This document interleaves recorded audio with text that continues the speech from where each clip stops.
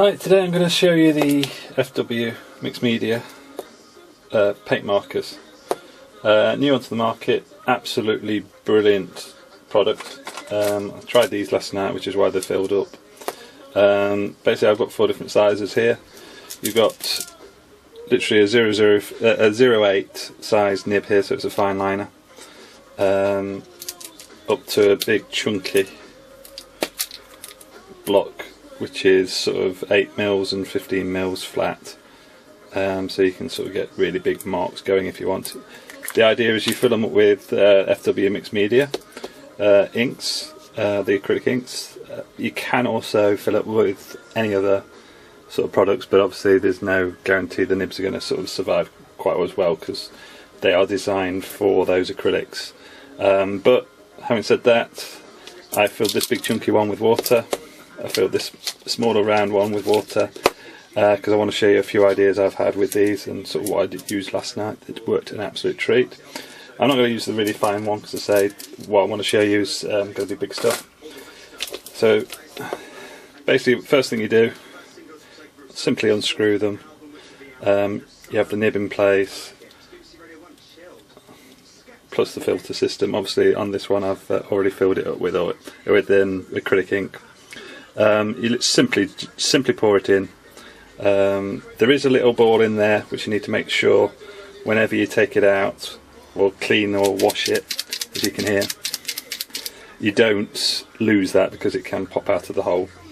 The idea is basically you can use them like a normal marker, but obviously you can fill them up with whatever colour you want, so there's no limitations now. You can sort of get the paints and you can mix them up any which way you want. There is sort of wording that's saying that you can use it with watercolour paints, where you mix up the watercolour into the tube and simply use it direct. And all you do is obviously just pump it, and it eventually comes down and through the filter system, and it just keeps pulling the ink through as you're using it. As you can see, it's slowly coming around the nib now. I would say always make sure the nib is got plenty of liquid through and on it, so obviously it's the same as any other marker when you have them like this.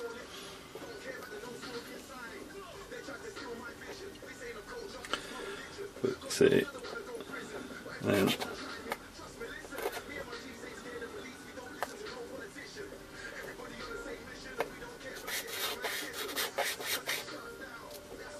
it's slowly coming through now. So you can go quite thick, you can go quite thin if you lightly draw.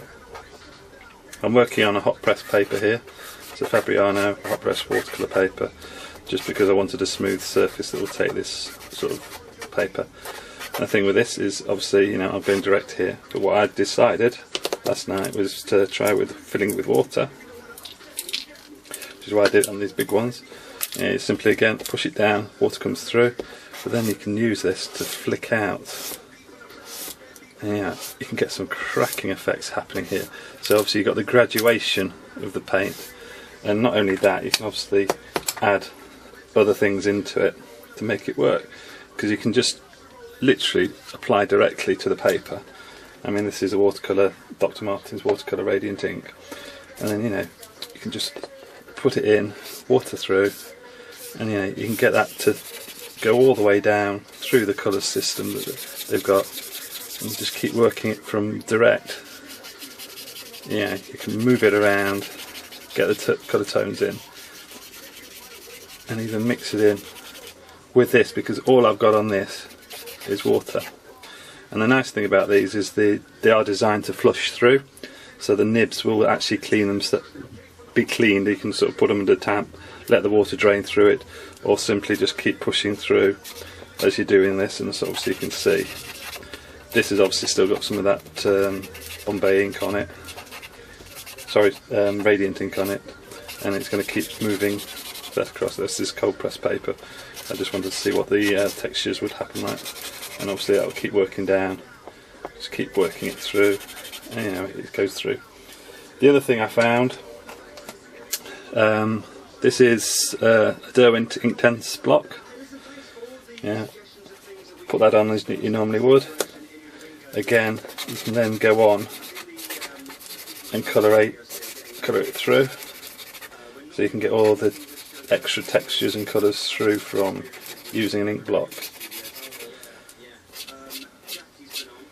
Yeah, you can graduate it all out and then just work it from there, and you know, graduate it out until it's dry. I mean, obviously the inks, once they're dry, that's it, they're set, they're permanent, or the one I'm using is.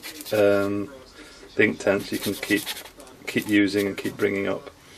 But obviously you've got the different sizes, so you can literally go in and just pull it through. I mean, literally just pull it through.